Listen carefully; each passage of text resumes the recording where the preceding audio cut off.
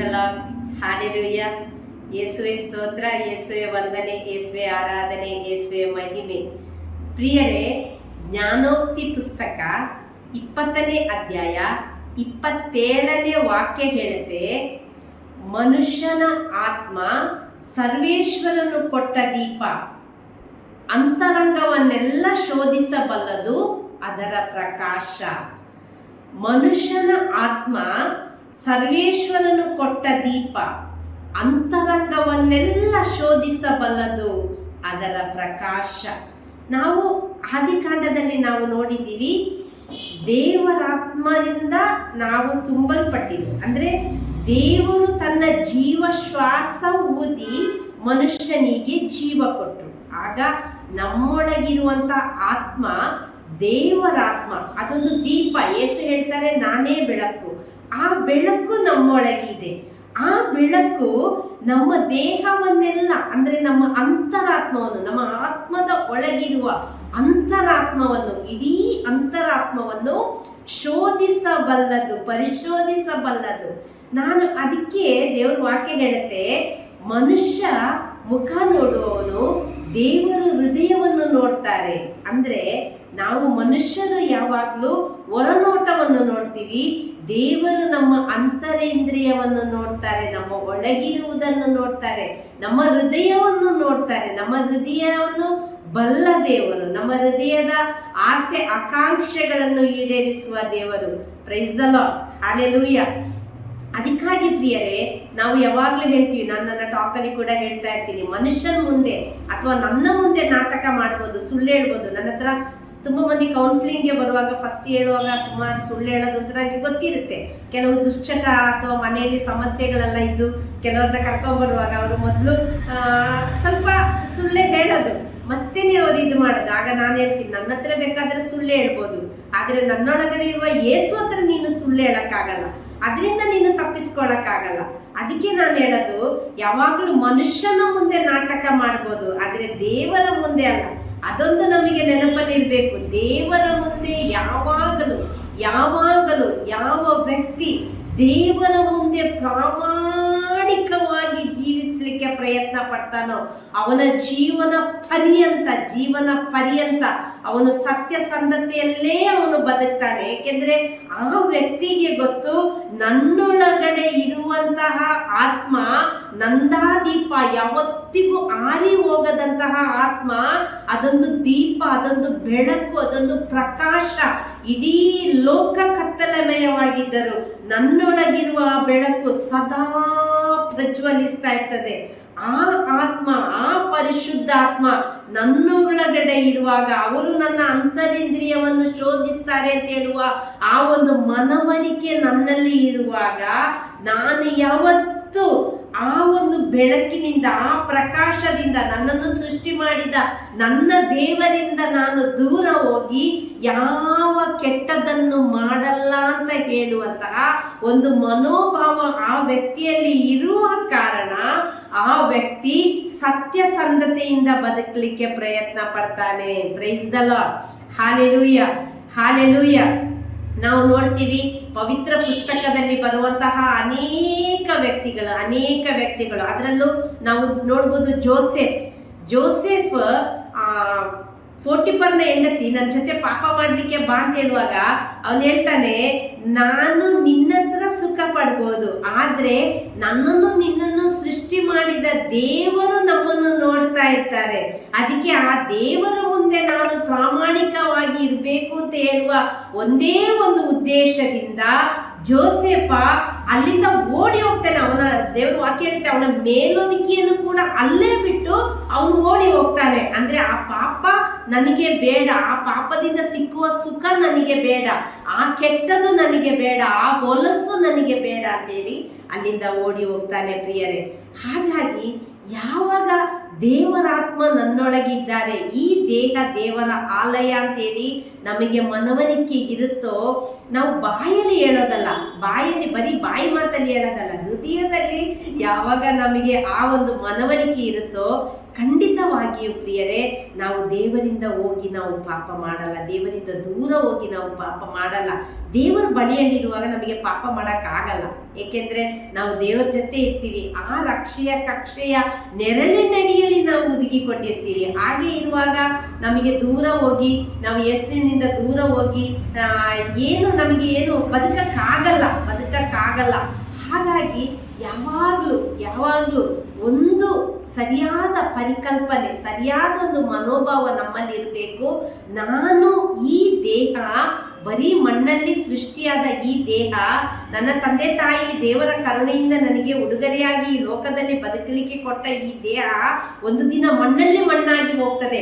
ಈ ದೇಹಕ್ಕೆ ನಾನು ಏನು ಸುಖ ಕೊಟ್ಟರು, ಕುಡಿಯೋದಿರ್ಬೋದು, ಸೇದೋದಿರ್ಬೋದು, ವ್ಯಭಿಚಾರ ಇರ್ಬೋದು, ಇನ್ನು ಸುಳ್ಳು ಕಪಟ ಮೋಸ ವಂಚನೆ ಏನೇ ಇರ್ಬೋದು, ಅದೆಲ್ಲ ನಶ್ವರವಾದದ್ದು. ಯಾವುದು ಶಾಶ್ವತ ಅಲ್ಲ. ನನ್ನ ಯೇಸು ಮಾತ್ರನೇ ನನಗೆ ಶಾಶ್ವತ. ನನ್ನ ಈ ದೇಹ ದೇವರ ಆಲಯವಾಗುವಾಗ, ಆಲಯದಲ್ಲಿ ನನ್ನ ಯೇಸು ವಾಸ ಮಾಡುವಾಗ, ಆ ಯೇಸುವಿನ ಆತ್ಮ, ಪರಿಶುದ್ಧಾತ್ಮ ವಾಸ ಮಾಡುವಾಗ, ನಾನು ಪರಿಶುದ್ಧವಾದ ಆಲಯವಾಗಿ ಈ ದೇಹವನ್ನು ನಾನು ಕಾಪಾಡ್ಕೋಬೇಕು. ಬೆಳಿಗ್ಗೆ ಎದ್ದ ತಕ್ಷಣ ನೆನೆಸ್ಬೇಕು, ಯೇಸುವೆ ಇವತ್ತು ನಿಮ್ಮ ಆತ್ಮರ ಶಕ್ತಿಯಿಂದ ನನ್ನನ್ನು ತುಂಬಿಸಿ ಬಲಪಡಿಸಿ ಶಕ್ತಿಪಡಿಸಿದಕ್ಕಾಗಿ ಸ್ತೋತ್ರ. ನಾನು ಕೇಡು ಮಾಡಲ್ಲ ಸ್ವಾಮಿ, ನಿನ್ನಿಂದ ದೂರ ಹೋಗಲ್ಲಪ್ಪ, ನಿನ್ನಿಂದ ನಾನು ದೂರ ಹೋಗಿ ಕೆಟ್ಟದ್ದು ಮಾಡಲ್ಲಪ್ಪ. ನೋಡಿ ಪ್ರಿಯರೇ, ಒಂದು ಸಲ ತಪ್ಪು ಮಾಡುವಾಗ ನಮಗೆ ಅದು ತಪ್ಪು ಅಂತ ಹೇಳುವ ಮನವರಿಕೆ ಇರ್ತದೆ. ಓಕೆ, ಎಲ್ಲೋ ಒಂದು ಕಡೆ ಅಯ್ಯೋ ನಾನು ತಪ್ಪು ಮಾಡಿದ್ದೀನಿ. ಪದೇ ಅದೇ ತಪ್ಪನ್ನು ಮಾಡುವಾಗ ನಮಗೆ ಮಳೆಯಲ್ಲಿ ನೆಂದವನಿಗೆ ಚಳಿ ಏನು ಮಳೆ ಏನು ಅಂತ ಹೇಳ್ತಾರಲ್ಲ, ಆ ರೀತಿ ಮತ್ತೆ ಆ ಪಶ್ಚಾತ್ತಾಪದ ಮನಸ್ಸು ಬೂದಿ ಮುಚ್ಚಿದ ಕೆಂಡದಾಗೆ ಅದು ಅಲ್ಲೇ ಮುಚ್ಚಿ ಹೋಗ್ಬಿಡ್ತದೆ. ಹಾಗಾಗಿ ಆ ಪಾಪಕ್ಕೆ ನಾವು ಎಡೆಗೊಡಬಾರ್ದು. ಆ ಪಾಪಕ್ಕೆ ನಾವು ನಮ್ಮ ನಮ್ಮ ಮನಸ್ಸನ್ನು ನಮ್ಮ ಬುದ್ಧಿಯನ್ನು ನಾವು ಬಿಟ್ಟು ಕೊಡಬಾರ್ದು. ಆ ಲೋಕಮಯವಾದ ಸುಖಗಳಿಗೆ, ಲೋಕಮಯವಾದ ಆಸೆ ಆಕಾಂಕ್ಷೆಗಳಿಗೆ ನಾವು ಬಿಟ್ಟು ಕೊಡಬಾರ್ದು. ಬರೀ ಕುಡಿಯೋದು, ಸೇದೋದು, ವ್ಯಭಿಚಾರ, ಮೋಸ, ವಂಚನೆ, ಕಪಟ ಅದು ಮಾತ್ರ ಅಲ್ಲ, ಬೇರೆಯವರ ಹೆಸರು ಹಾಳು ಮಾಡೋದು, ಅದಕ್ಕಿಂತ ದೊಡ್ಡ ಪಾಪ ಯಾವುದೂ ಇಲ್ಲ ಪ್ರಿಯರೇ, ಯಾವುದೂ ಇಲ್ಲ. ನಿಜವಾಗಿ ಹೇಳ್ತೀನಿ, ಎಷ್ಟು ಮನುಷ್ಯರು ಇವತ್ತು ಅನೇಕರ ಹೆಸರನ್ನು ಹಾಳು ಮಾಡಿ, ಅನೇಕರ ಜೀವನವನ್ನು ಹಾಳು ಮಾಡಿ, ಅನೇಕರ ಕುಟುಂಬವನ್ನು ಹಾಳು ಮಾಡಿ, ಒಬ್ಬರಿಗಿದ್ದ ಅವಕಾಶವನ್ನು ಕಿತ್ತುಕೊಂಡು ಎಷ್ಟು ಮೋಸದ ಜೀವನ. ಹೊರಗಡೆ ನೋಡುವಾಗ ತಳುಕು ಬೆಳಕು, ಒಳ್ಳೆಯ ಬಟ್ಟೆ ಹಾಕ್ಕೊಂಡು ಒಳ್ಳೆಯ ಎಲ್ಲರನ್ನ ನೋಡುವಾಗ ಅಷ್ಟು ಇದು, ಆದರೆ ಒಳಗೆ ಆ ಹೊಲಸು, ಆ ಕೊಚ್ಚೆ, ಅದರಿಂದ ಹೊರಗಡೆ ಬರದೆ ಇಡೀ ದಿನ ಕೂತು ನೀನು ಏನು ಪ್ರೇಯರ್ ಮಾಡಿದ್ರು, ನೀನು ಏನು ಒಳ್ಳೇದು ಮಾಡಿದ್ರು ಅದರಿಂದ ಏನು ಪ್ರಯೋಜನ ಇಲ್ಲ. ಶೂನ್ಯಕ್ಕೆ ಸಮಾನ. ಇಲ್ಲಿ ನಿಂದು ಸರಿಯಾಗದಿದ್ರೆ ಲೋಕದ ಮುಂದೆ ನೀನು ಏನು ತೋರಿಸ್ಕೊಂಡ್ರು ಏನು ಪ್ರಯೋಜನ ಇಲ್ಲ. ಎಷ್ಟರ ತನಕ ನಿನ್ನ ದೇಹವನ್ನು ದೇವರ ಆಲಯವನ್ನಾಗಿ ನೀನು ಮಾರ್ಪಡಿಸಲಿಕ್ಕೆ ಸಿದ್ಧನಾಗಿಲ್ವೋ ಅಷ್ಟರ ತನಕ ನಿನ್ನೊಳಗೆ ದೇವರಾತ್ಮ ವಾಸ ಮಾಡಲ್ಲ. ದೇವರ ಹತ್ರ ಹೇಳು, ಯೇಸುವೆ ಅಂತ ಒಂದು ಮನಸ್ಸು ನನಗೆ ಕೊಡು ಸ್ವಾಮಿ. ಯಾವಾಗಲೂ ನಾನು ಉರಿಯುವ ಜ್ವಾಲೆಯಂತೆ ನಾನು ಪ್ರಜ್ವಲಿಸ್ತಾ ಇರಬೇಕು. ನನ್ನ ಈ ದೇಹದಲ್ಲಿ ನಿನ್ನ ಬೆಳಕು ಪ್ರಜ್ವಲಿಸಬೇಕು. ನಿನ್ನ ಆಲಯವಾಗಿ ಯಾವಾಗಲೂ ನಾನು ಆತ್ಮರ ಶಕ್ತಿಯಿಂದ ತುಂಬಲ್ಪಟ್ಟು ದೇವರ ವಾಕ್ಯವನ್ನು ಉಚ್ಚರಿಸ್ತಾ, ಆ ದೇವರ ವಾಕ್ಯದಲ್ಲಿ ಜೀವಿಸ್ತಾ, ಆ ದೇವರ ವಾಕ್ಯವನ್ನು ಪಾಲಿಸ್ತಾ ಅನೇಕರಿಗೆ ನಿಮ್ಮನ್ನು ಕೊಡಬೇಕು ಸ್ವಾಮಿ. ನಾನು ಅನೇಕರಿಗೆ ನಿಮ್ಮನ್ನು ಕೊಡಬೇಕು. ನಾನಿರುವ ಜಾಗದಲ್ಲಿ, ನಾನಿರುವ ಅವಸ್ಥೆಯಲ್ಲಿ ನಾನು ಸಾಕ್ಷಿ ಜೀವನ ನಡೆಸಬೇಕು.